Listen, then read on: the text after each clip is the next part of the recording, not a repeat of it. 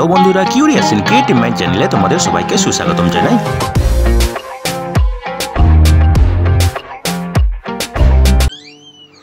Hello বন্ধুরা, তোমরা সবাই কেমন আছো? আশা করি তোমরা সবাই ভালো আছো। তো আমরা আরও একটি নতুন নিয়োগের খবর নিয়ে চলে এলাম আমাদের ছোট্ট ইউটিউব চ্যানেলে। এই নিয়োগের সমস্ত খুঁটিনাটি তোমাদের দেখাবো, বলবো, তোমরা দেখতে থাকো যাতে তোমরা কোনো কিছু মিস না করো। এই নিয়োগ বিজ্ঞপ্তিটি বেরিয়েছে office of the city civil code at Calcutta English department, ঠিক আছে। এবং এখানে নিয়োগ করা হবে বিভিন্ন ক্যাটাগরিতে স্টাফ নিয়োগ করা হবে city civil code at Calcutta, ঠিক আছে। এবং এর এমপ্লয়মেন্ট নোটিফিকেশন নম্বর হলো 01/2024 এবং এটি বেরিয়েছে জুনের 18 তারিখে।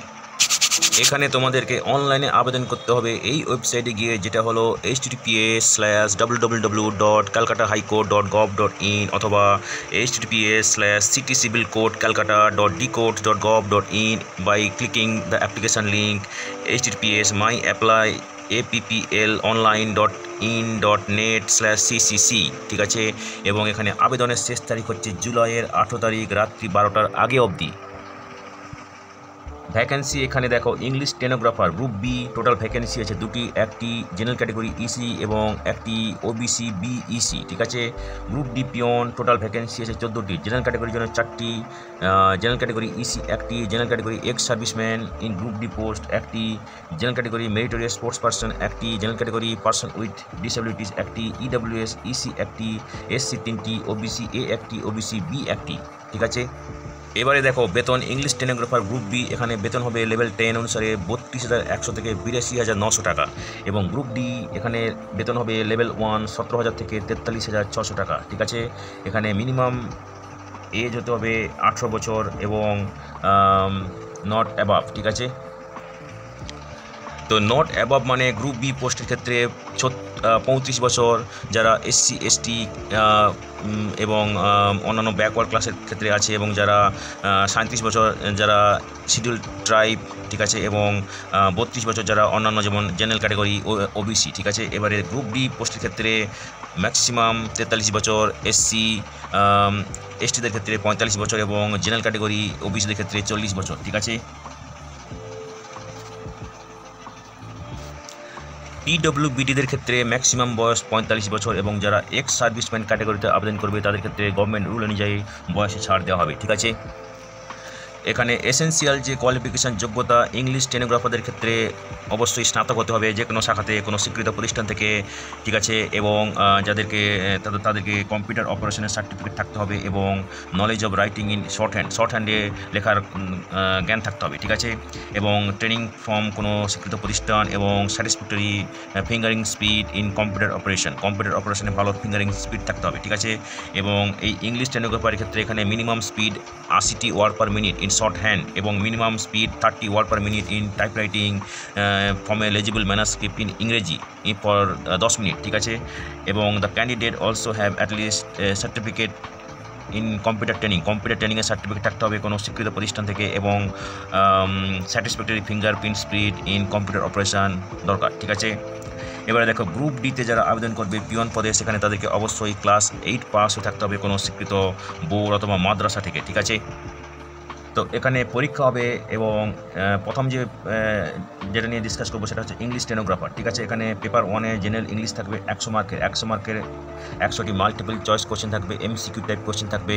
সেখানে converting, spelling, correct use of words, correctness of sentences, use of phrases, synonyms, antonym, punctuation, এইসব থাকবে, ঠিক আছে। এখানে সময় থাকবে 1.5 ঘন্টা মানে 90 মিনিট, ঠিক আছে। এবং যারা এই পেপার 1-এ কোয়ালিফাই করবে তাদেরকে দিতে হবে পেপার 2 এবং পেপার 3, ঠিক আছে। পেপার 2-তে থাকবে ডিকটেশন এবং ট্রান্সক্রিপশন 400 মার্কের থাকবে, কম্প্রাইজিং অফ ডিকটেশন লাস্টিংয়ে ফর 6 মিনিট, ডিকটেশন লাস্টিং করবে 6 মিনিট, যেখানে 80 word per minute, followed by transcription of notes in candidates own handwriting 1 ঘন্টা ধরে চলবে, ঠিক আছে।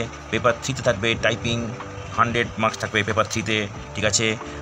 এখানে the candidate are required to type from a manuscript accurately, manuscript থেকে টাইপ করতে হবে, পুঙ্খানুপুঙ্খভাবে টাইপরাইটারে টাইপ করতে হবে এবং সেখানে minimum 30 word per minute speed থাকতে হবে, ঠিক আছে।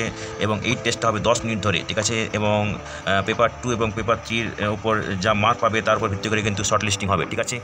পেপার 2 এবং পেপার 3-তে যারা কোয়ালিফাই করবে তাদেরকে পার্সোনালিটি টেস্ট এবং কম্পিউটার অপারেশন টেস্টের জন্য ডাকা হবে, ঠিক আছে। এবং ফাইনালি যারা পেপার 2-তে মার্ক যা পেয়েছো, পার্সোনালিটি টেস্ট এবং কম্পিউটার অপারেশনে যা মার্ক পেয়েছো তার উপর ভিত্তি করে কিন্তু ফাইনাল শর্ট লিস্ট তৈরি করা হবে, ঠিক আছে। তো এখানে দেখো এবারে দেখো গ্রুপ ডি পিওন, এক্ষেত্রেও পরীক্ষা হবে এবং লিখিত পরীক্ষা থাকবে 100 মার্ক, থাকবে 50টি মাল্টিপল চয়েস টাইপ কোশ্চেন এবং প্রত্যেকটা কোশ্চেন থাকবে 2 মার্ক করে, ঠিক আছে। এবং এখানে কোশ্চেন থাকবে সিম্পল পাটিগণিত, ইংরেজি, বাংলা এবং জেনারেল নলেজ, ঠিক আছে। এবং 1 মার্ক করে কাটা যাবে প্রত্যেকটি ভুল উত্তরের জন্য, ঠিক আছে। এবং এখানে সময় থাকবে 1 ঘন্টা, ঠিক আছে। এবং এই লিখিত পরীক্ষায় যারা কোয়ালিফাই করবে এবং সেখানে তাদেরকে ডাকা হবে পার্সোনালিটি টেস্ট, ঠিক আছে।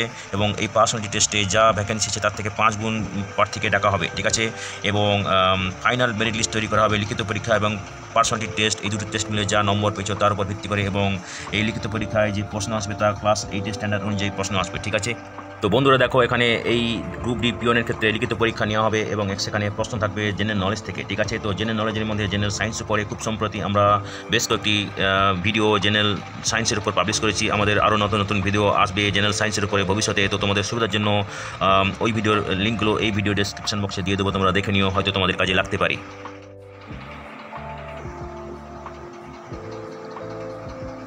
যারা মেরিটোরিয়াস স্পোর্টস পার্সন ক্যাটাগরিতে আবেদন করতে চাও তাদেরকে international, national competition, inter university tournament, national sports গেমসে পার্টিসিপেশন করে থাকতে হবে এবং যে খেলাতে পার্টিসিপেট করতে হবে তার লিস্ট এখানে দেওয়া আছে, তোমরা যারা ইন্টারেস্টেড দেখে নাও, ঠিক আছে।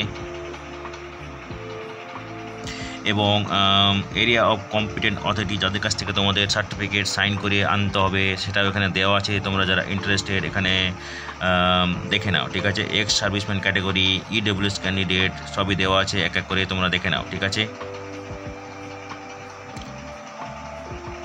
এবারে দেখো অ্যাপ্লিকেশন ফি, এখানে ইংলিশ স্টেনোগ্রাফারদের ক্ষেত্রে জেনারেল ক্যাটাগরি, ওবিসি, ঠিক আছে, এদেরকে দিতে হবে 400 টাকা, ঠিক আছে। এবং এসসি, ইডব্লিউএস এদেরকে দিতে হবে 350 টাকা।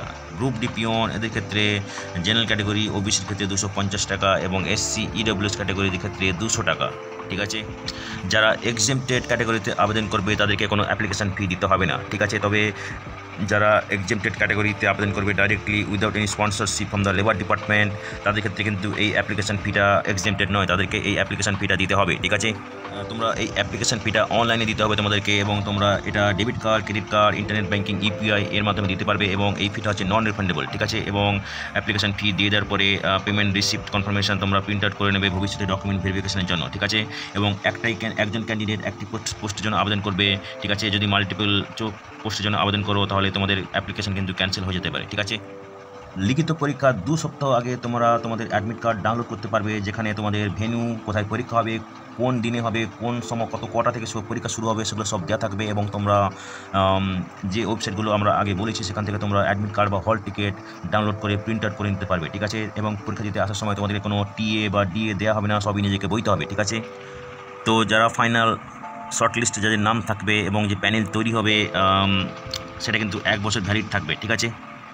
তো যারা গভর্নমেন্ট, সেমি গভর্নমেন্ট, পাবলিক সেক্টরে কাজ করছো তাদের ক্ষেত্রে একটা নো অবজেকশন সার্টিফিকেট দেখাতে হবে ইন্টারভিউর সময়, ঠিক আছে। তো এবারে দেখো অনলাইন অ্যাপ্লিকেশান তোমরা কীভাবে করবে, সেখানে দুটো পার্ট আছে। পার্ট 1-এ আছে বেসিক ইনফরমেশান দিতে হবে, ঠিক আছে। তোমরা পাবে 8 ডিজিটের একটা অ্যাপ্লিকেশান নাম্বার, ঠিক আছে, সেটা লিখে রাখবে, ভবিষ্যতে দরকার পড়বে। এরপর তোমাদের স্ক্যান করে ডকুমেন্টস আপলোড করতে হবে, ঠিক আছে। এখানে সাইজগুলো দেওয়া আছে, তোমরা দেখে নাও, ঠিক আছে।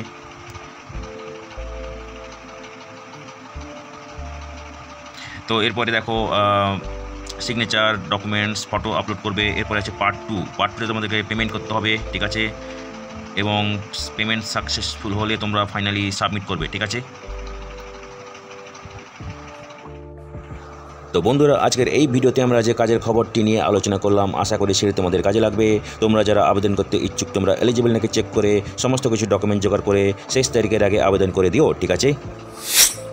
তো বন্ধুরা পাশে থেকো, দেখতে থেকো, আর ভিডিওটি ভালো লাগলে তবে একটা লাইক দেবে আর সাপোর্ট করবে, আর ভিডিওটি তোমাদের জানাশোনাদের সঙ্গে অবশ্যই শেয়ার করবে।